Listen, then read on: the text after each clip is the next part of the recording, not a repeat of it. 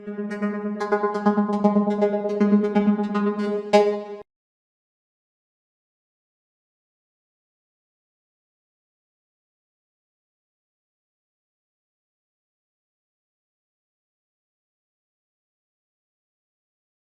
right, welcome everyone, and welcome to our panelists. So we're going to start our first sponsor panel of today with Google. I'm very excited to introduce actually some of my coworkers, two outstanding research scientists at Google. With my co-host Miguel, we're going to be guiding you through a conversation of what research is like at Google and how to boost your AI careers. So I'll let Miguel introduce the panelists. Thank you, Andres. Thank you, Yao and Sanipa, for being here. So, Yao Kim is research scientist at Google Research, New York, working on robust machine learning. Before that, she obtained her PhD degree at UC San Diego in computer science, advised by Professor Garrison W. Cottrell. So she's also an incoming assistant professor at the Department of Electrical and Computer Engineering at UC Santa Barbara, starting from January 2023. And Sanipa Dev is a research scientist at Google Research, working on an ethical AI team. Her research aims to further the ideas of trustworthy and responsible AI. And prior to this, she was an NSF Computing Innovation Fellow at Dr. K.W. Chang's lab at UCLA, before which I completed her PhD. She completed her PhD under the guidance of Dr. Chef Phillips at the School of Computing and University of Utah. Please, Andres. All right, so let's get started right away, and let's give a chance to our panelists to introduce themselves a little bit more. And in particularly, I'm very interested for you to give us a sort of guide us through your research and sort of what problem are you most interested right now in your field and that you're working on. Sure, I'm Yao, and right now I'm working mainly two topics. One, like the robustness, adversarial robustness, which is like the first domain that I get access to robustness in machine learning. And then the second one is out of distribution generalization, which is that when your model is trained on some data distribution and you hope your model can still perform correctly on some the test distribution, which is different from your training distribution. And then one major topics currently that I'm super interested in is to investigate the robustness in multimodality models, like some vision language models. And then personally, I'm very curious about how different modalities like image or text can interact with each other and then to further benefit or sometimes maybe hurt the robustness. But ideally, of course, we hope to make it happen, make the text to, for example, to help image classification on some out of distribution generalization data. Yeah. Thanks. So hi, I'm Sunipa. So I primarily work at the intersection of language and society with a primary focus on fairness of large language models. So over the years, there's been a lot of work in this area, and some of the questions that I'm very invested in currently is trying to ground the evaluations that we make there in experiences of people, in experienced harms, and trying to see what we are really evaluating. So this can be something very close to robustness of these measures themselves, as to do they even capture if the language is being understood by the models and then it's making a calculated decision which is biased, or is it just inflections or just model error which we are erroneously capturing? Or it could be more about, are we really looking at what harms people face, and are we capturing that when we are evaluating our models? When we create these definitions, are we being broad and inclusive? Are we including different perspectives, whether it's sociocultural, whether it's identities based on nationalities, ethnicities, gender, and so on? So yeah, these are some of the questions that I'm most invested in currently. Nice. And so, particularly with you, because you specialize in ethical and responsible AI, can you tell us more about the foundations of this field and how its research challenges differ from other areas in artificial intelligence? And more importantly, what do you think people starting their career should be aware in this field? Absolutely. That's a very large question. I'll try to break it down a little. So I think the challenges that are quite unique in this area is how loosely defined it can be. Like, I think we are only scratching the surface now of what fair means or what harms mean. Who are we asking? How do we really make sure that when we try and edit certain things, we don't end up harming other communities? How do we really ensure what fair or robust or trustworthy really means? I think that's a question that is very subjective and needs to be really understood. So for a very small example, like even when we try to annotate something as toxic or not, that is very dependent on who we are asking. And getting diverse annotations across the globe is something that's not always feasible. And even when there are disagreements there, how do we resolve that? All of this, there's so much subjectivity to it that I think the field is wide open. And I think that's where your second question comes in about what do people starting off could be aware of, is that there are so many different questions to do. I think there is so much to do. There is so much opportunity that just starting anywhere is going to be a great option, and trying to work our way slowly, piece by piece, as we build the entire picture. And one last thing would be, I think, something that I've seen in another group right now, with the new NML group, where we're coming in maybe from different perspectives, even based on our own backgrounds of what we did our university degrees in. I think there is so much scope to bring all of these unique perspectives. We don't necessarily need to have a formal computer science background to be able to contribute to this growing space, because more the diversity of opinions, the better the products and technologies that we build. Absolutely agree with you. I think diversity in the opinion of building products is crucial. And maybe later on we can talk a little bit more about how that happens at Google.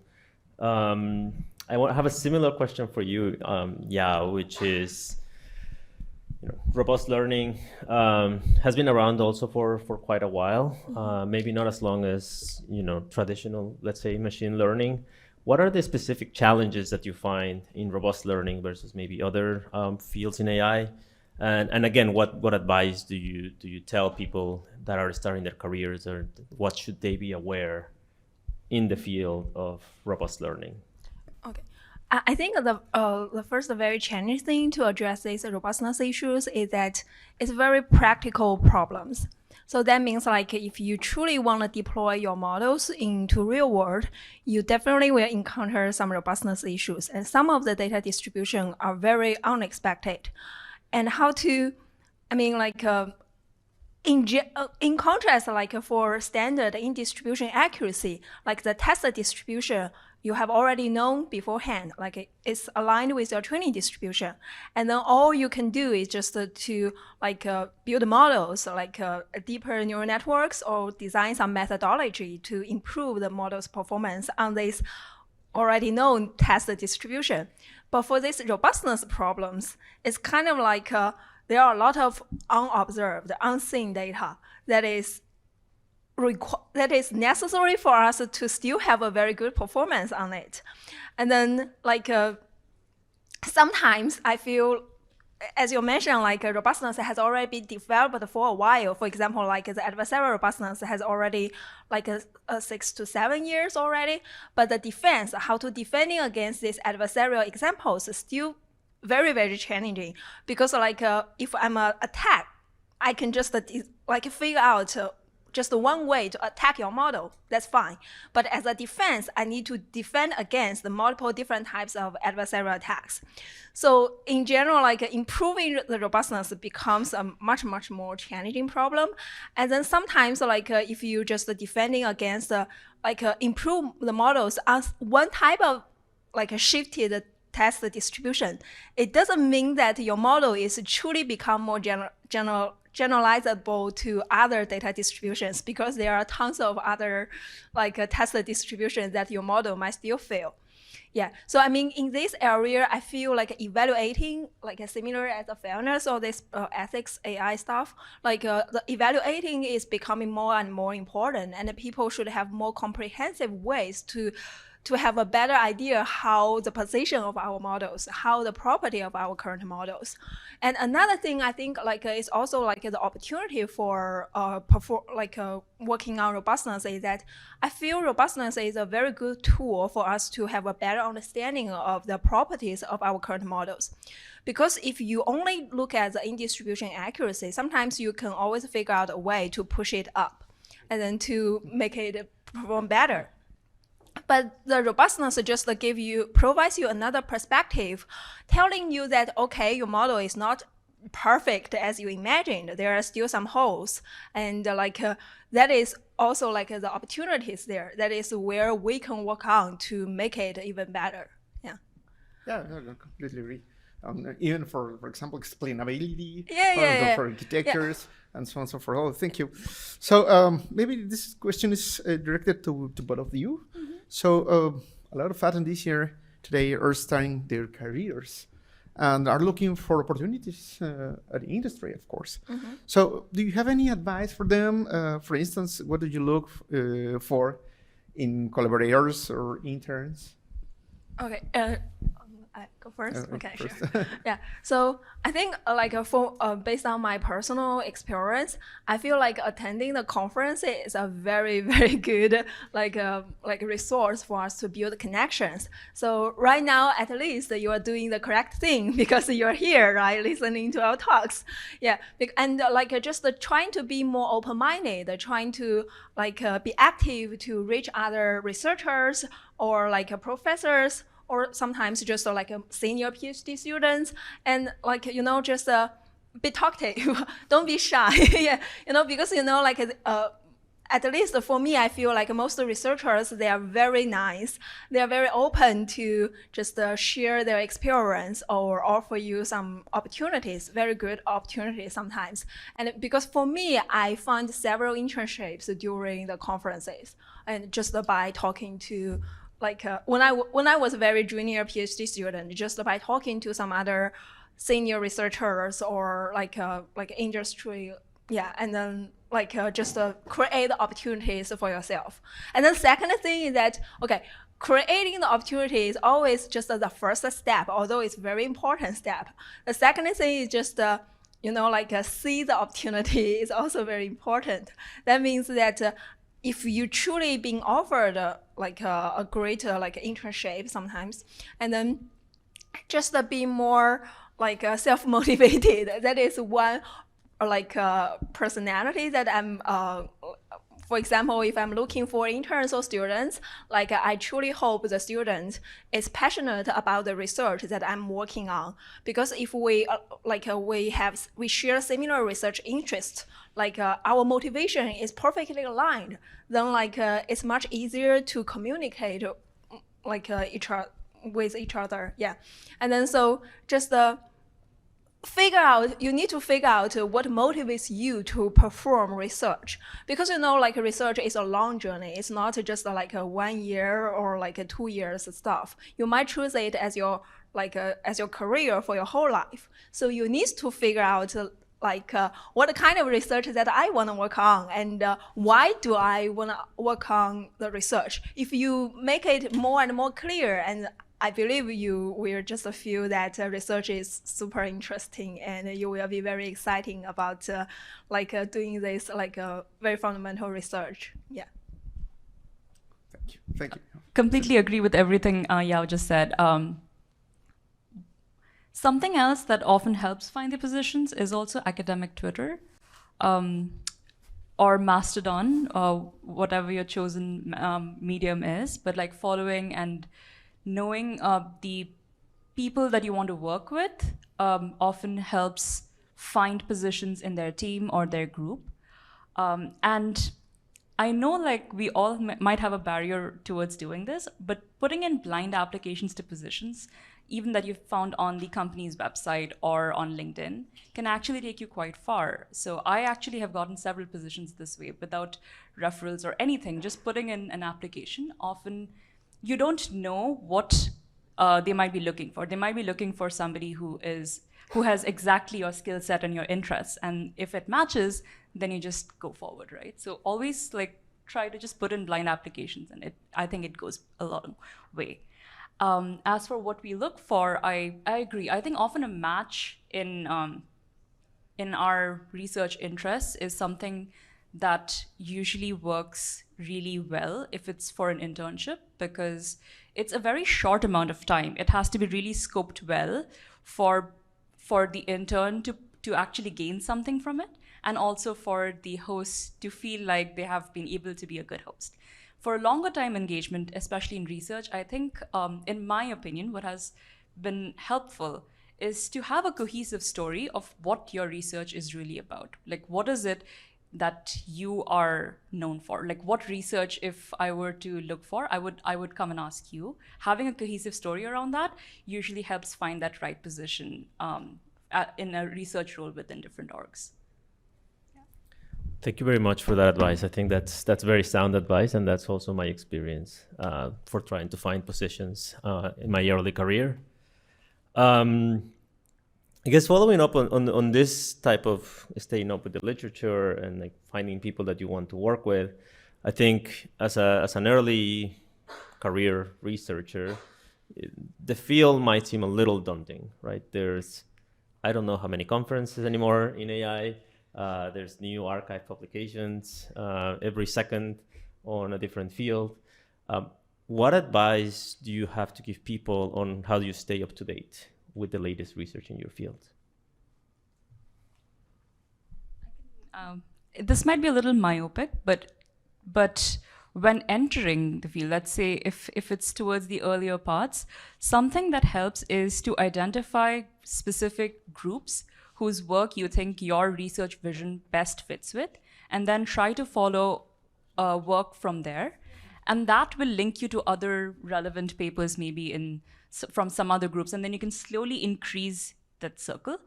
Because at least when I started off, it was very hard to keep up with the literature and keep up with everything that was happening and all the different directions I could go in. So actually making the scope a little bit smaller for myself helped me gain some footing before it was more about what sort of paper really interests me right now to go more deeply into.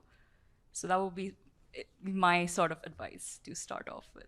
Totally agree. I think it's a very good suggestion. Yeah. And then for me, I mean, I do the similar things. Yeah. And then as you become more senior and you can get access to more resources. For example, within Google, we have many talks and we have a lot of reading groups. And then you can just attend these organized groups and then to know what are popular papers that people care about.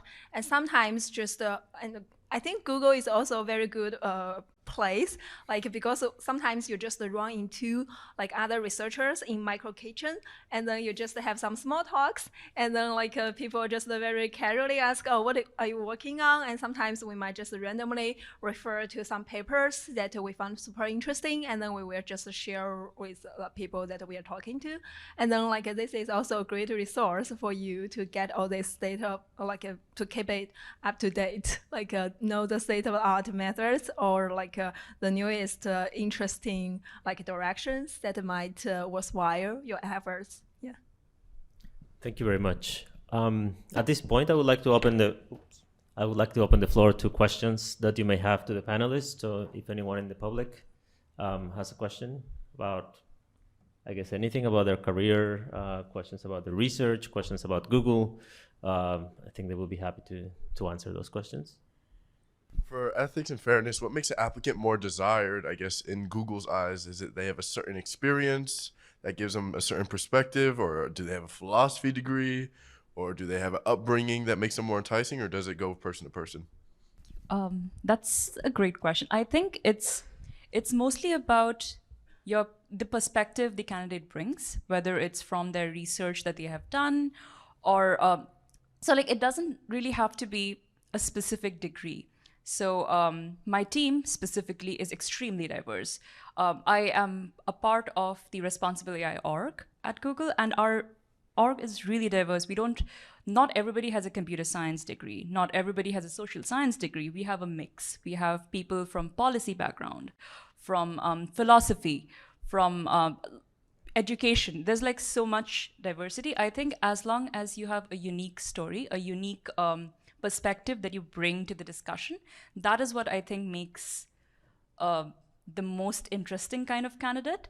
There is, of course, some amount of experience of, like, let's say you've worked with a specific kind of technology and that technology is on the up right now, which also contributes a little bit. But I think largely it's about your unique perspective, which really makes it a compelling sort of case.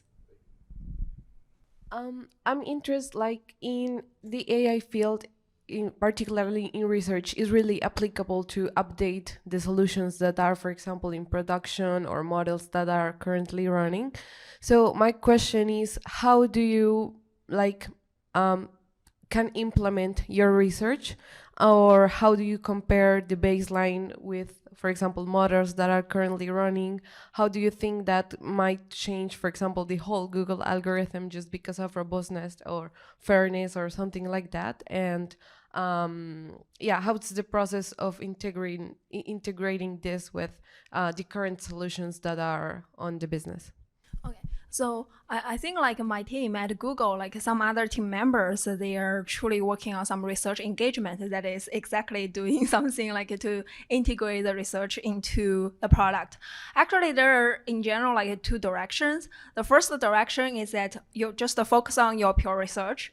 And then after you find that, okay, the proposed method can achieve the great success in improving models' robustness or fairness issues.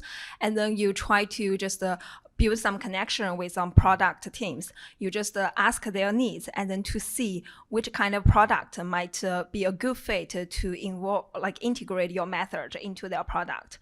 And then this is one direction. And then another direction is the research is coming from the product needs, it's driven by the product special needs, and then we might just trying to based on our research expertise, and then we just have a better understanding about what the product truly want, what's the problem they are encountering. I can tell you that there are many, for example, robustness issues right now, and that our team is still working on, and then based on this practical problem, and then we just build some fundamental research to improve it. And this way, it's just more natural to integrate your methods into the product because it's driven from there. Yeah. Hello. In regards to the work that you guys do in fairness, for example, you guys work for a business ultimately. So how's that evaluated at the end of the day, or how you guys quantify the benefit that working on such important field can bring from a business perspective? That's yeah, sure. That's a great question. I feel like Google actually gives you a lot of freedom in the kind of research you want to do. It's quite bottom up instead of having a larger ideal or a larger research problem, which then gets broken down into smaller bits that each org or each research scientist does. It's more of this freedom that each scientist has to build their own sort of research agenda. So that way, I guess that's one part of evaluation, I guess, establishing what I really want to do. When it comes to how much benefit does it bring Google, the kind of work we do, I think the goal is to build robust technologies which are equitable. So as long as it contributes to that mission, even if maybe it's not tractable right now, whatever we are at, because of how broad the question is, it's working towards that mission. So the goal is eventually they'll meet, and eventually we'll be able to bring a lot more benefit overall to all the users of the products worldwide. So that's the hope. Thank you for your presentation. It was great. Thank you so much.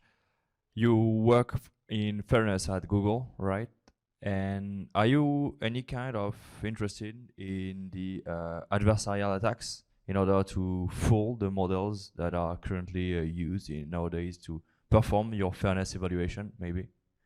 And second question, once you develop a new fairness evaluation or robustness evaluation or attack, I don't know, are you part of the deployment of your technology in the real world application at Google's?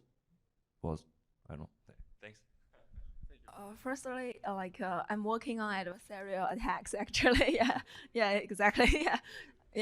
Okay, yeah. So I mean, but I think your question is more more the correlation between fairness and adversarial attacks. Yeah. I mean, for me, I feel because, for example, my team, fairness and robustness are two equally important themes in our team, and we truly want to build some connections between these two research areas, because some people might just focus on one major issues, either adversarial robustness or fairness. But I feel they share some similarity, because, for example, you can treat fairness just as some specific type of biases, and then adversarial attacks is kind of it's also models are rely on some biases that we don't want the models to rely on to make a wrong prediction. So building the connection between these two domains, for me, I feel is to motivate us to propose more general method. Hopefully, ideally, that the method can apply to both, to address both issues. Yeah, I think that it's kind of if you can truly make your model to mitigate some different biases, that is also a signal that your model is truly become more robust or more fair. Yeah. Yeah. And sorry, what's your next question? Oh yeah. Okay. Yeah, I mean, I would say Google is truly paying a lot of attention to robustness issues and fairness issues, and there are great tons of opportunities there that you can do. So don't worry too much about it. At least based on the experience of our team, we every year we have many academic papers published in the top conferences, but in the meanwhile we also have some many product launches, that is to integrate the research to address the real problems in product. And our team is responsible AI, all the problems are just related to fairness or robustness. Yeah. Hey, can you tell us really interested in this area as well, so if you wanna, don't miss my keynote later. It's all about adversarial robustness and fairness. But what is your strategy? Can you tell us a little more in your team or at Google, the strategy to tackle this problem? A little more details on that, as you feel comfortable sharing more on that research area of fairness, robustness, trade-off. So we're going to break it down, and since it's a broader question about different areas, I can talk about how some of the approaches that Google wants to tackle towards fairness, for example, is more towards human-centered technology, where more people are involved and more opinions are taken into account as we build these technologies at different stages, whether it's during building of data sets or evaluations, trying to take a lot more perspectives into account when we decide the quality of different models. For robustness, I will pass on to... I don't know how much information would be sensitive here, but one direction that I feel personally, at least, I think that is okay to say something like that. Because personally, right now, I'm very interested in multimodality models. So one type of multimodality, clip models, you just taking both image and text and using contrastive learning to connect these two domains and then to do image classification. And another direction is a text to image generation. And then I think in that direction, there are tons of fairness issues, ethics issues, because you hope your generated image to be more diverse, fairly across different groups. And then in the meanwhile, we're also interested in the robustness, although it's not that clear right now how to define the robustness in this type of text to image generation, but some are distributional shapes in this kind of line. Yeah. And then so for me, I feel and another thing is that personally, I'm very interested in building connections. My previous work also working on building some correlation between adversarial robustness to uncertainty estimates, like you want your model to be more calibrated. Like sometimes if you just look into this, the definition of these problems, they seem very different. They seem to be very different. But when you just take some time to look into more carefully, and then you will find some underlying connection. And just my personal experience is that, like with a deeper understanding, sometimes you can be inspired to propose a more general method. Yeah, and which makes me feel very exciting. Yeah. Yeah. That's great. So just one last question to conclude. I wanted to ask both of you. You've been at Google for a while now, and you're obviously very bright. So you had your pick of the litter, if you wish, of where to work. You've probably worked in a bunch of different places as well. Would you like to tell us what is it about Google that you like when doing research? What is special about Google? So for me, the most lucrative part was the sheer academic freedom. I think that is something that I was really amazed by and also like really excited by. So when I was going to the interviews or whether I was even talking to the team, and I knew that there was a lot of freedom, but after coming in, I think that's what has been the most exciting part for me, where I can define the problems that I want to work on, and there is no real boundary of what it can be. There is also a lot of collaborative spirit. There is no like vertical boundary of who you can collaborate with and what work you can actually produce together. And that is, I think, the main power. Like I truly believe in the power of collaborations across fields, across backgrounds, and Google has enabled me to do that. So I'm very grateful for that. Same thing. And for me, I feel like one of the most very exciting things in Google is like there are many excellent researchers that you can collaborate with. You know, like you can just be inspired by them sometimes by just the small talks, as I mentioned. Like you just run into them and you just talk of 5 to 15 minutes, and then you can see, oh, there's so many different directions that we can collaborate sometimes. Like, and then like one collaborated project just starting from here. Yeah. So and a lot of Googlers, I feel they're very energetic. They're very passionate about their research. And then by just, working with these people, you will feel very excited as well, and then you know that you are moving forward the state of the art and developing deeper understanding of the machine learning or these deep neural networks. And you're just one of them. That makes me feel very excited and passionate about my bright future. Yeah. Thank you very much, Yao, Sunipa, for a great panel. Please help me in thanking the panelists. Thank you.